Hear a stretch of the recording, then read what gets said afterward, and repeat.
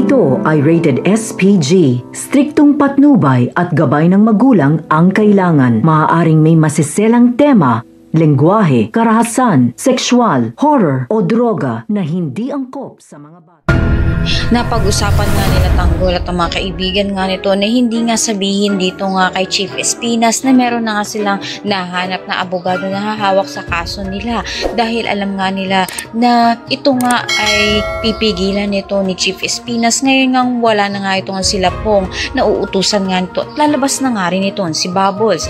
Naitanong na nga rin ito ni Tanggol dito nga kay Marcelo kung kailan nga lilisisin ang kanilang kaso upang sa gayon nga ay makalabas na sila. Masaya namang binalita nga nito ni Marcelo na padating na nga raw ang abogado na ito na hawak sa kanilang kaso upang mapabilis na nga makalaya dahil kinakailangan na nga rin ng mga kabalyero ng mga tao upang makagalaw na nga sila sa kanilang negosyo.